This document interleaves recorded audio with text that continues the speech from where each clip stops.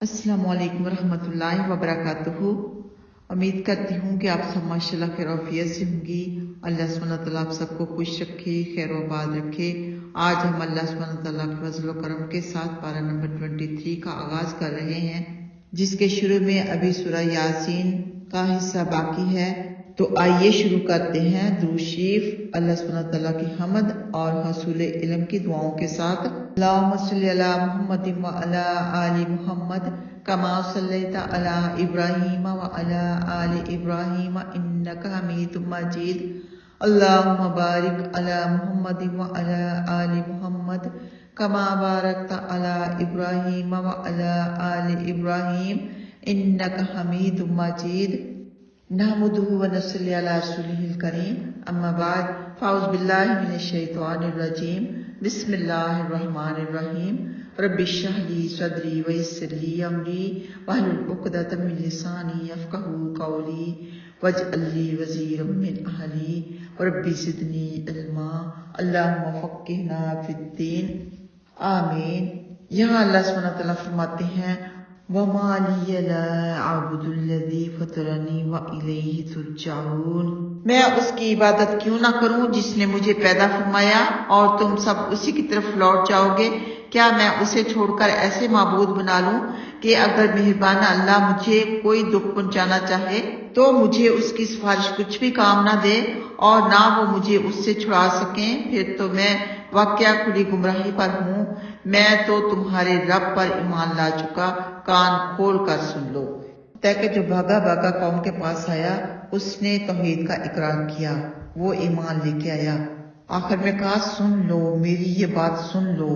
یا رسولوں سے خطاب ہے کہ اے مقدس رسولو، میں تمہارے رب پر جس نے تم کو رسول بنا کر بھیجا ہے ایمان لے آیا، تم اللہ کے پاس میرے ایمان کی گواہی دینا۔ یہی مطلب زیادہ ظاہر ہوتا ہے۔ ابن عباس رضی اللہ تعالیٰ عنہما فرماتے ہیں جب اس اللہ کے بندے نے اپنے اسلام و ایمان کا اظہار کیا تو سب اس پر پل پڑے، یہاں تک کہ اسے قتل کر ڈالا اور انہیں اس کے خون سے کسی نے بھی نہیں روکا۔ آگے پھر اسی کے بارے میں ہے۔ اللہ سبحانہ تعالیٰ فرماتے ہیں اس سے کہا گیا کہ جنت میں داخل ہو جاؤ، بولا کاش میری قوم کو بھی معلوم ہو جاتا کہ مجھے میرے پروردگار نے بخش دیا اور عزت عطا فرمائی، اور ہم نے اس کے بعد اس کی قوم پر کوئی آسمانی لشکر نہیں اتارا اور نہ ہم اس طرح اتارا کرتے ہیں۔ وہ تو ایک گرجدار چیخ تھی کہ یکا یک سب کے سب بجے کے بجے رہ گئے۔ تو یہ جو شہید کا دیا گیا تھا اس کا نام حبیب نجار تھا۔ اللہ نے اسے فرمایا جنت میں چلے جاؤ، چنانچہ وہ جنت میں چلے گئے، وہاں انہیں روزی پہنچائی جاتی ہے۔ حق تعالیٰ نے ان سے دنیا کے درد، دکھ، غم و رنج سب کچھ دور فرما دیا۔ چونکہ حبیب نجار شہید کر دیے گئے تھے اس لیے ان پر جنت واجب ہو گئی تھی۔ جب انہوں نے ثواب دیکھا تو یہ آرزو فرمائی کہ کاش میری قوم کو بھی ان نعمتوں کا علم ہو جاتا، مجھ میرے رب نے بخش دیا اور مجھے عزت والوں میں شامل فرما دیا۔ زندگی میں بھی قوم کی خیرخواہی کی اور مرنے کے بعد بھی کہ میں دنیا میں اپنے رب پر ایمان لایا تھا اور اس کے رسولوں کی تصدیق کی تھی، اس کا مجھے آخرت میں یہ بدلہ ملا کہ میں کیسے کیسے جلیل الشان انعامات و اعزازات سے نوازا جا رہا ہوں۔ کاش میری قوم کو ایمان و تصدیق کے یہ نتائج معلوم ہو جائیں، اگر انہیں یہ ثواب، یہ دائمی نعمتیں معلوم ہو جائیں تو شاید وہ بھی رسولوں کے پیروکار بن جائیں، اللہ ان پر رحم فرمائے اور ان سے راضی ہو جائے۔ آپ دل سے قوم کی ہدایت کے خواستگار تھے تو انہوں نے جنت میں خواہش ظاہر کی کہ کاش میری قوم بھی جان لیتی، تو اللہ سبحانہ تعالیٰ نے ان کی خواہش کو قبول فرمایا اور قرآن پاک کے ذریعے سورہ یاسین کی ان آیات کے ذریعے اللہ سبحانہ تعالیٰ نے پوری کائنات کو بتا دیا۔ جب ان بدبختوں نے اللہ تعالیٰ کے اس ولی کو قتل کر دیا تو حق تعالیٰ کا ان پر غصہ بھڑک اٹھا اور اس نے ان کی قوم سے انتقام لیا، کیونکہ انہوں نے رسولوں کو جھٹلایا تھا اور اس اللہ کے ولی کو شہید کر ڈالا تھا۔ حق تعالیٰ نے ان پر آسمان سے فرشتے نہیں اتارے کہ وہ انہیں آ کر تباہ کرتے، اور نہ اسے کسی کو تباہ کرنے کے لیے آسمانی لشکر کے اتارنے کی ضرورت پڑتی ہے، بلکہ اس کا تو حکم ہی کافی ہے۔ تو گرجدار آواز ہی سے سب کے پتے پانی ہو گئے اور سب مرے کے مرے رہ گئے۔ بادشاہ اپنے محل میں اور رایا اپنے اپنے گھروں میں دم کے دم لوٹ پوٹ ہو گئے، اور روئے زمین سے ایسے فنا ہوئے کہ ان میں سے ایک بھی تو نہیں بچا، سب کی زندگی کے شعلے آن کی آن میں بجھ گئے۔ آگے ہے، ہائے بندوں پر افسوس، ان کے پاس جو رسول بھی آتا ہے اسی کا یہ مذاق اڑاتے ہیں۔ کیا انہیں معلوم نہیں کہ ہم ان سے پہلے بہت سی قومیں ہلاک کر چکے؟ یقیناً وہ ان کے پاس واپس لوٹ کر نہیں آئے، اور کوئی ایسا نہیں جو مجموعی طور پر ہمارے سامنے حاضر نہ کیا جائے۔ اور ان کے لیے مردہ زمین بھی ایک نشانی ہے، ہم نے اسے زندہ کیا اور اس سے غلہ اگایا، اس سے لوگ کھاتے بھی ہیں، اور ہم نے اس پر کھجوروں کے اور انگوروں کے باغ پیدا کیے اور اس پر نہریں بہائیں تاکہ لوگ ان کے پھل کھائیں، اور یہ پھل ان کے ہاتھوں نے نہیں بنائے۔ کیا پھر بھی یہ شکر ادا نہیں کرتے؟ وہ اللہ پاک ہے جس نے تمام جوڑے پیدا کیے، خواہ وہ نباتات ہوں جن کو زمین پیدا کرتی ہے یا وہ خود ہوں، خواہ وہ ایسی مخلوق ہو جس کو یہ جانتے بھی نہیں۔ یہاں اللہ سبحانہ تعالیٰ فرما رہے ہیں کہ جوڑے جوڑے پیدا کیے، یعنی انسانوں میں سے مرد اور عورت پیدا کیے، اور بھی بے شمار مخلوق ایسی ہے جو جوڑے جوڑے پیدا ہوئے، اور ایسی بھی مخلوق ہے جو ہمارے علم سے باہر ہے اور جوڑے جوڑے ہیں۔ اور کہا جاتا ہے کہ پلانٹس کے، درختوں کے بھی جوڑے جوڑے ہوتے ہیں، ان میں سے بھی میل اور فیمیل ہوتے ہیں۔ جن لگا لیں، چرند پرند، جانور، کیڑے مکوڑے، سب میل اور فیمیل اللہ سبحانہ تعالیٰ نے پیدا کیے۔ آگے فرمایا، اور رات بھی ان کے لیے ایک نشانی ہے، ہم اس سے دن کھینچ لیتے ہیں، پھر یکا یک لوگ اندھیرے میں رہ جاتے ہیں، اور سورج ایک مقرر کردہ راہ پر چلتا رہتا ہے۔ یہ اندازہ غالب و صاحب علم اللہ کا ہے، اور ہم نے چاند کی منزلیں مقرر کر دی ہیں، آخرکار وہ ہر پھرکار ایک پرانی شاخ کی طرح بن جاتا ہے۔ نہ آفتاب کی یہ شان ہے کہ وہ چاند کو پکڑ لے، اور نہ رات دن سے بڑھ کر ہو سکتی ہے، سب فلک میں تیر رہے ہیں۔ یعنی چاند کی سورج سے ایک علیحدہ رفتار ہے جسے مہینوں کا علم ہوتا ہے، جیسے سورج کی رفتار سے دن رات معلوم ہوتے ہیں۔ کہ لوگ آپ سے حلالوں کے بارے میں پوچھ رہے ہیں، یعنی چاند وغیرہ کے بارے میں، آپ جواب دے دیں کہ یہ وقتوں کے اور حج کے زمانے کے لیے ہیں، کہ ہم نے دن رات کو دو نشانیاں بنائیں، پھر ہم نے رات کی نشانی کو مدھم اور دن کی نشانی کو روشن کر دیا تاکہ تم اپنے رب کا فضل ڈھونڈو اور برسوں کی تعداد اور حساب معلوم کرو، اور ہم نے ہر چیز خوب تفصیل سے بیان کر دی۔ سورج کے لیے روشنی مخصوص کر دی گئی اور چاند کے لیے نور، اور دونوں کی رفتار جداگانہ مقرر فرمائی گئی۔ سورج دن بھر چمکتا ہے اور ایک ہی روشنی پر چمکتا ہوا شام کو ڈوب جاتا ہے، البتہ روز روز نئے نئے مطلع سے طلوع ہوتا ہے اور نئی نئی مغرب میں ڈوب جاتا ہے، جس کی وجہ سے کبھی دن بڑے راتیں چھوٹی، اور کبھی راتیں بڑی اور دن چھوٹے ہوتے رہتے ہیں۔ سب اللہ کی قدرت ہے۔ اللہ سبحانہ تعالیٰ بار بار اپنی قدرت دہرا رہا ہے تاکہ لوگ سمجھ جائیں، ایمان لے آئیں، اچھے مسلمان بن جائیں۔ آگے فرمایا، اور ان کے لیے ایک یہ بھی نشانی ہے کہ ہم نے ان کی اولاد بھری ہوئی کشتی میں سوار کر دیا، اور ہم نے ان کے لیے اسی جیسی اور سواریاں بھی پیدا کی جن پر یہ سوار ہوتے ہیں، اور اگر ہم چاہتے تو انہیں ڈبو دیتے، پھر نہ تو ان کا کوئی حمایتی کھڑا ہوتا اور نہ یہ بچائے جاتے، لیکن ہم انہیں اپنی مہربانی سے ایک مقررہ مدت تک فائدہ اٹھانے کے لیے بچا لیتے ہیں۔ اور جب ان سے کہا جاتا ہے کہ اگلے اور پچھلے گناہوں کے کاموں سے بچتے رہو تاکہ تم پر رحم کیا جائے، اور ان کے پاس ان کے رب کی نشانیوں میں سے جو نشانی بھی آتی ہے اسی سے یہ منہ موڑ لیتے ہیں، اور جب ان سے کہا جاتا ہے کہ اللہ کی دی ہوئی روزی میں سے کچھ اللہ کی راہ میں خرچ کرو، تو کافر ایمان والوں سے کہتے ہیں، کیا ہم انہیں کھلائیں جن کو اگر اللہ چاہتا تو خود کھلا دیتا ہے؟ تم تو بس ایک کھلی غلطی میں گرفتار ہو۔ یہ مشرکوں کی بہت بڑی گمراہی کا بیان ہے۔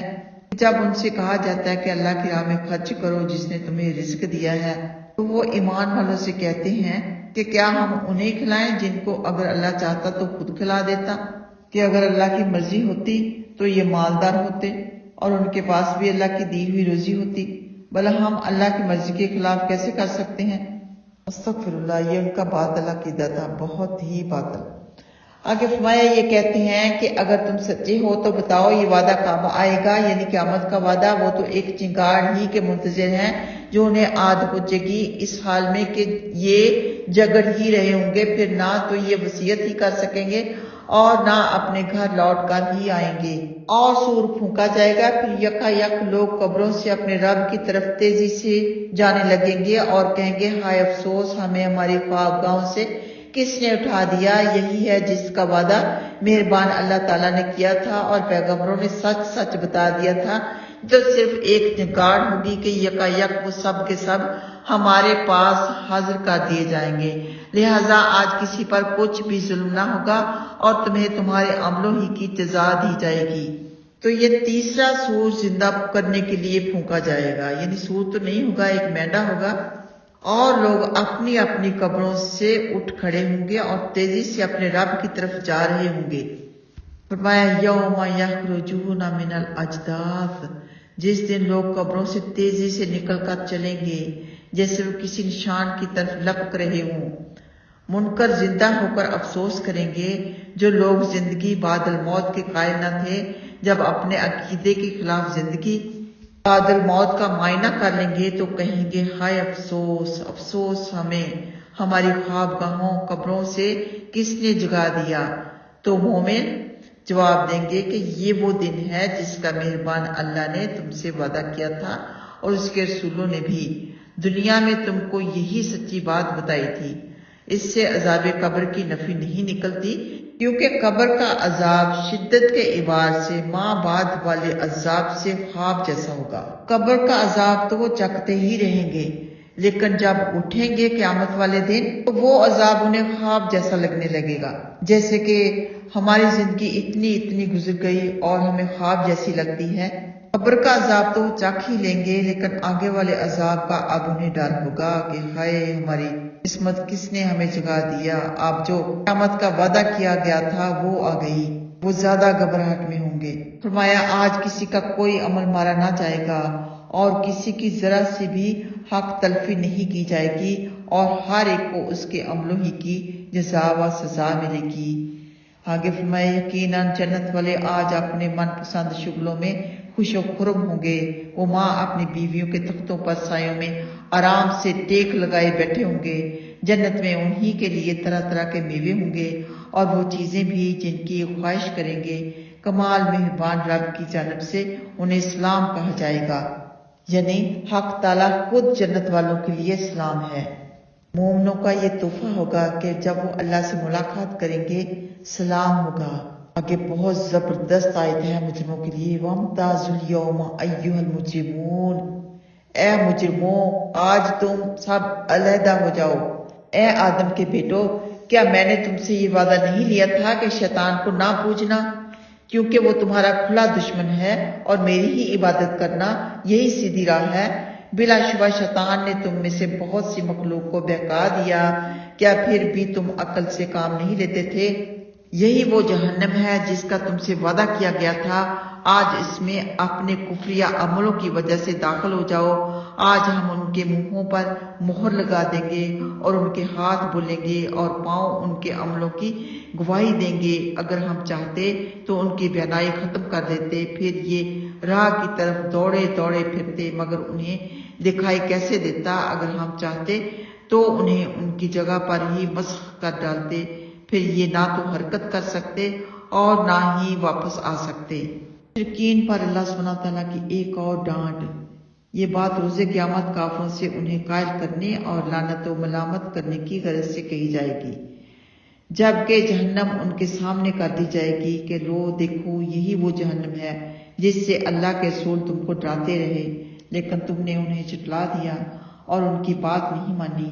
آج کفر و شرک کی وجہ سے اس میں داخل ہو جاؤ۔ قیامت کے دن منہوں پر مہر لگا دی جائے گی، مشرکین کے منہوں پر، کفار کے منہوں پر۔ جب مشرکین اور منافق قسمیں کھا کھا کر گناہوں کا انکار کر دیں گے تو اللہ تعالیٰ ان کے منہوں پر مہر لگا دے گا اور ان کے اعضاء گناہوں کو بتا دیں گے۔ ہر ایک عضو اپنے کیے ہوئے گناہوں کا اقرار کر لے گا۔ انس بن مالک رضی اللہ تعالیٰ عنہ بیان فرماتے ہیں، ہم رحمت للعالمین کے پاس تھے کہ یکا یک آپ خوب کھل کر ہنسے، یہاں تک کہ آپ کی کچلیاں ظاہر ہوئیں۔ پھر آپ نے پوچھا جانتے ہو میں کیوں ہنسا؟ ہم نے کہا اللہ اور اس کا رسول بہتر جانتا ہے۔ فرمایا میں قیامت کے دن اللہ سے انسان کے جھگڑنے پر ہنس رہا ہوں۔ انسان کہے گا کہ اے رب کیا تو نے مجھے ظلم سے پناہ نہیں دی؟ حق تعالیٰ فرمائے گا بے شک آج تجھ پر ظلم نہ ہوگا۔ یہ عرض کرے گا کہ میں اپنے بدن کے سوا کسی اور کی گواہی نہیں مانوں گا۔ اللہ فرمائے گا اچھا آج تیرا نفس ہی تجھ پر گواہ ہوگا اور لکھنے والے بزرگ فرشتے بھی گواہ ہوں گے۔ چنانچہ اس کے منہ پر مہر لگا دی جائے گی اور اس کے اعضاء کو حکم ہوگا کہ بتاؤ۔ چنانچہ ہر عضو اپنے کیے ہوئے کاموں کا اقرار کرے گا۔ پھر اس کے منہ سے مہر ہٹا لی جائے گی۔ یہ ان سے کہے گا ارے کم بختو تم پر لعنت ہو، میں تمہاری طرف سے تو جھگڑ رہا تھا۔ اللہ اکبر، اللہم حاسبنا حسابا یسیرا۔ آگے فرمایا اور ہم جس کو بوڑھا کر دیتے ہیں اسے اس کی حالت پیدائش کی طرف پھر لوٹا دیتے ہیں، کیا پھر بھی وہ عقل سے کام نہیں لیتے؟ اور ہم نے اس نبی کو نہ تو شیروں کی تعلیم دی اور نہ اس کے لائق ہی ہے۔ یہ تو صرف ایک نصیحت اور روشن قرآن ہے تاکہ یہ ہر زندہ شخص کو بیدار کر دے اور کافروں پر حجت قائم ہو جائے۔ یعنی ہم نے اپنے محبوب نبی کو شاعری نہیں سکھائی، یعنی اللہ سبحانہ تعالیٰ فرما رہے ہیں کہ ہم نے اپنے محبوب نبی کو شاعری نہیں سکھائی اور نہ یہ آپ کی شان کے شایع ہے، نہ آپ کو شعر و شاعری سے محبت ہے اور نہ اس کی طرف آپ کا طبی رجحان ہے۔ کہا جاتا ہے کہ نبی پاک صلی اللہ علیہ وآلہ وسلم کو ایک شعر بھی وزن کے ساتھ یاد نہ تھا، بلکہ اگر پڑھتے تھے تو اس کا وزن ٹوٹ جاتا تھا۔ عائشہ صدیقہ رضی اللہ تعالیٰ عنہا سے پوچھا گیا کیا رحمت عالم صلی اللہ علیہ وآلہ وسلم بطور مثال کے کوئی شعر پڑھا کرتے تھے؟ فرمایا شعروں سے آپ کو سخت نفرت تھی، ہاں کبھی کبھی کیسی شاعر کا کوئی شعر پڑھتے تھے تو اس میں بھی تقدیم و تاخیر کا دیا کرتے تھے۔ ابو بکر رضی اللہ تعالیٰ عنہ کو اسے صحیح کا دیا کرتے تھے۔ آپ فرمایا کرتے تھے اللہ کی قسم میں شاعر نہیں اور نہ شعر میرے لائق ہے۔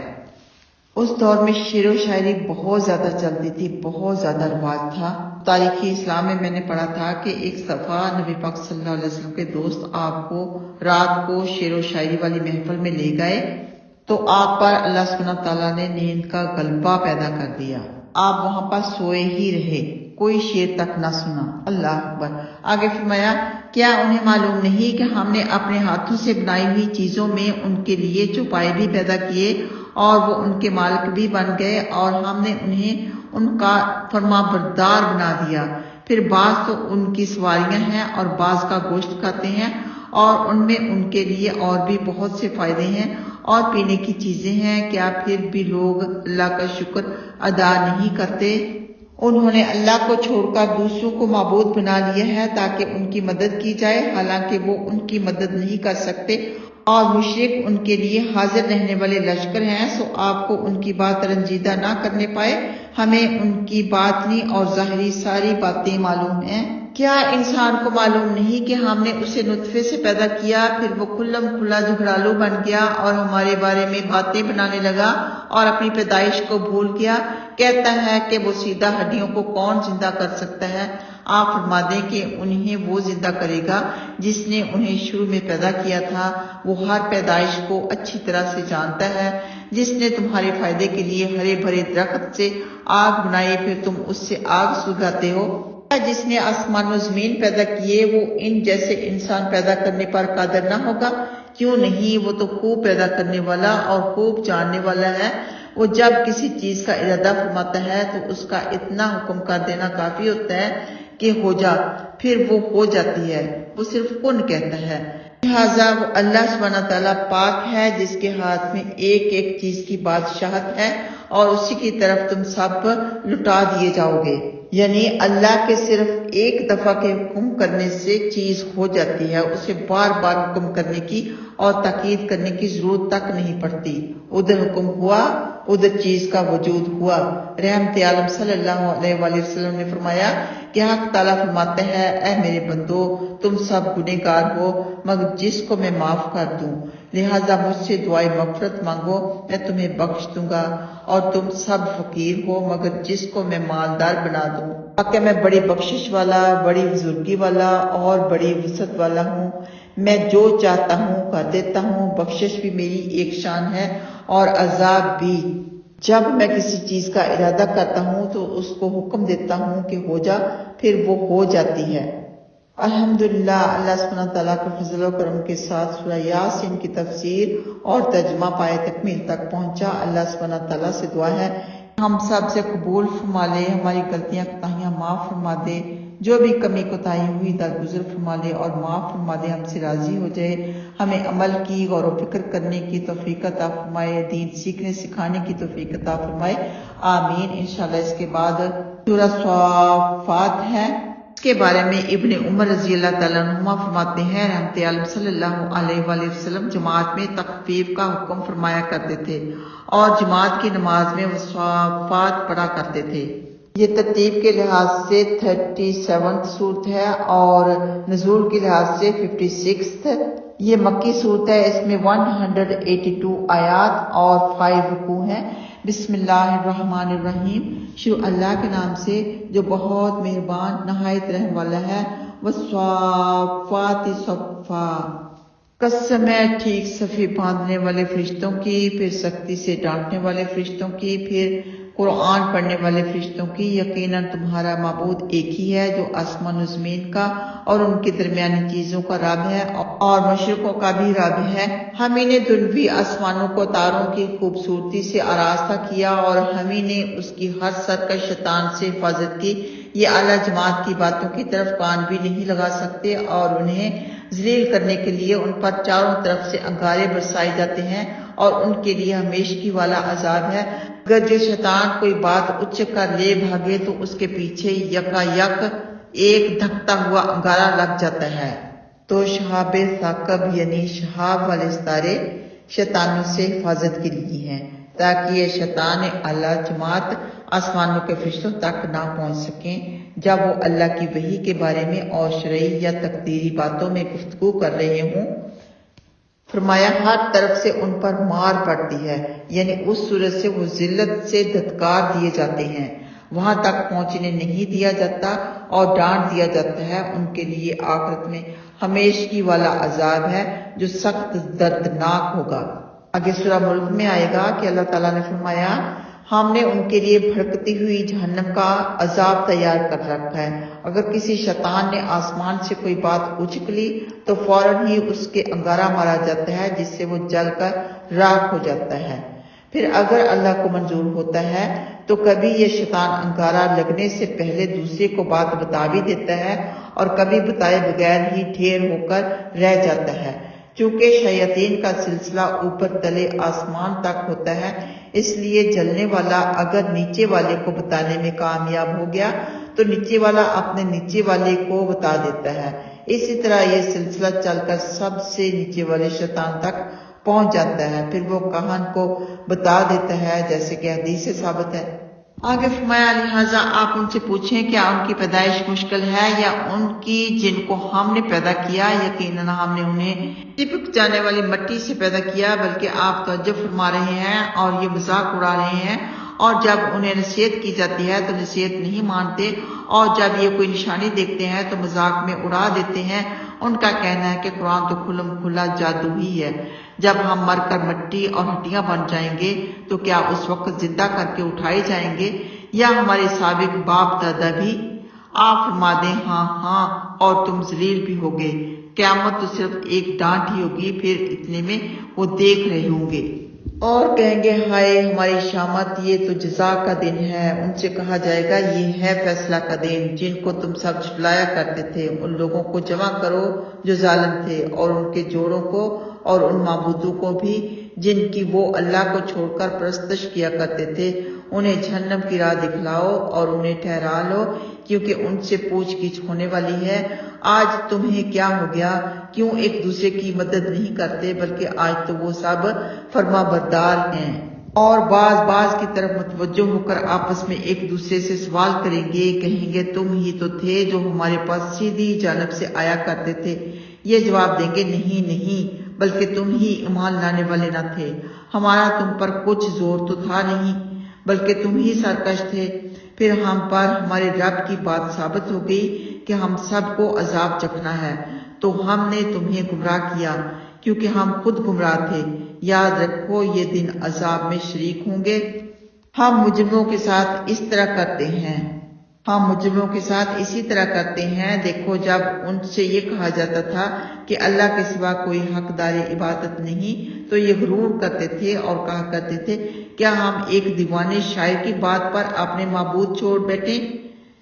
بلکہ وہ حق لے کر آیا ہے اور اس نے تمام نبیوں کی تصدیق کی ہے۔ یقیناً تم دردناک عذاب چکھنے والے ہو اور تمہیں تمہارے عملوں ہی کا بدلہ دیا جائے گا۔ بجز اللہ تعالیٰ کے مخلص بندوں کے انہی کے لیے معین و معلوم روزی ہے، یعنی میوے ہیں، اور یہ نعمت والے باغوں میں عزت کے ساتھ آمنے سامنے تختوں پر ہوں گے، اور لطیف نتھری ہوئی اور سفید شراب کا جام ان پر گردش کرے گا جو پینے والوں کو مزہ دے گی۔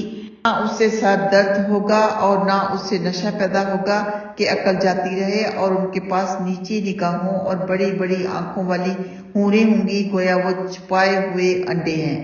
تو یہ پاکیزہ شراب پی کر پینے والوں کے پیٹ میں درد وغیرہ تک نہیں ہوگا، جیسے کہ دنوی شراب سے جسم کو نقصان پہنچتا ہے، روح کو نقصان پہنچتا ہے، کیونکہ اس میں رطوبت کی زیادتی ہوتی ہے۔